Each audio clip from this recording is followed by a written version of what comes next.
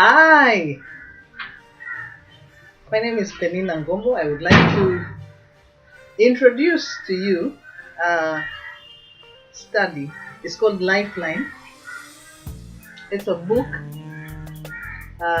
It is a study into the subject of worship, what it is, what the Word of God says that it is, and how we, as ordinary people, can worship God in truth. Now, I realize that most of us think about worship as being a thing that singers and musicians do. And we'd like to invite you to take this study with me. We will be reading together and sharing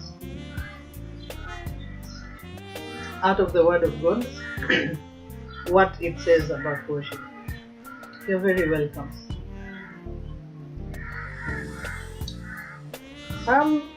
This is how we'll start.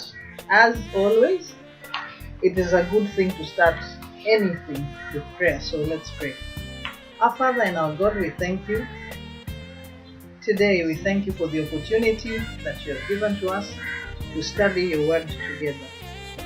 Would you open our hearts and our understanding, and Holy Spirit of God, minister to us as we listen, as we share, and as we learn. In Jesus' name we pray. Amen. Amen. So Lifeline, it has 10 lessons. What we do in Lifeline is that we have a study together, and then everybody goes home to ponder and research and discuss when we next come back. Yes. So, lesson 1 is about biblical principles of worship. I'll just go ahead and read, and please feel free to follow along.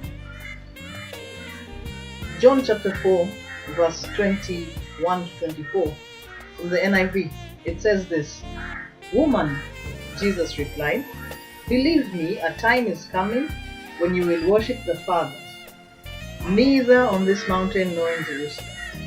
You Samaritans worship what you do not know. We worship what we do know, for salvation is from the Jews. Yet a time is coming, and has now come, when the true worshippers will worship the Father in the Spirit and in truth, for they are the kind of worshippers the Father seeks." And verse 24 says, "God is Spirit, and His worshippers must worship in the Spirit and in truth." Now, this is a very familiar portion of Scripture, and there are even songs done about it, about living water and all of that. But we'd like to go deeper and see what that means for us today. During an interview in 1954, A.W. Todd is one of my favorite authors. I love reading his stuff. He's really deep. He's a great pastor and editor of the Alliance Witness. He was asked what he thought would awaken the church from its complacency. This was his response: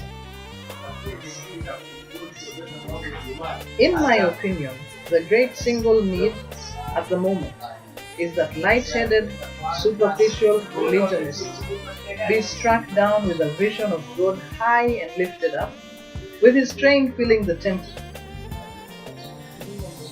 Did you hear that? He said, "In my opinion, the great single need at the moment is that light-headed, superficial religionists be struck down with a vision of God high and lifted up, with His train filling the temple."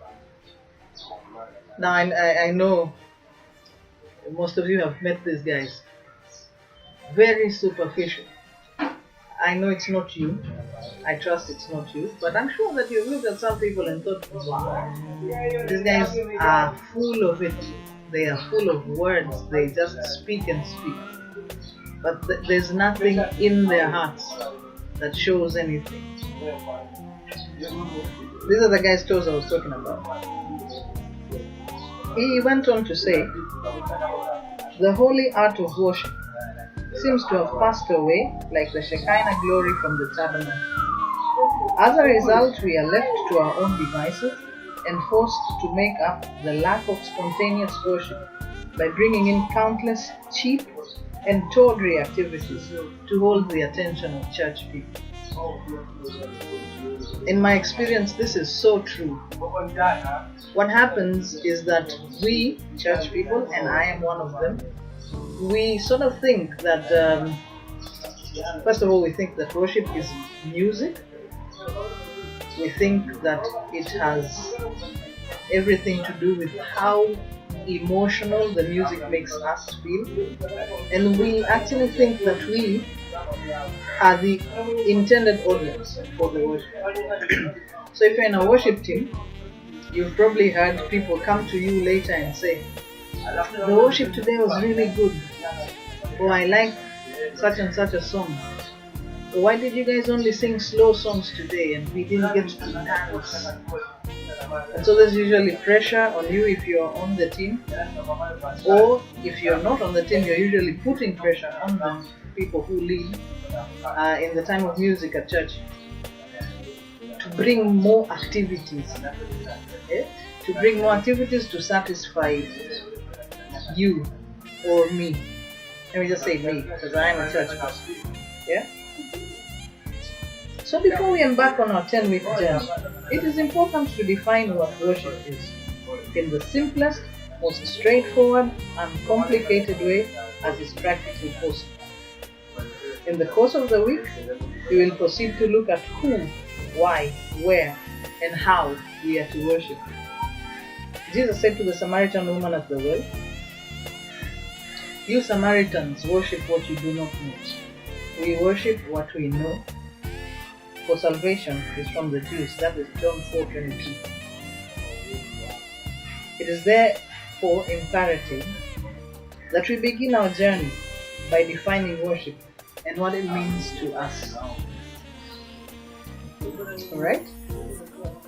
So, what we will do now is to attempt to define worship in very simple terms. Nothing complicated, nothing in Christianese, just in ordinary people speak, right?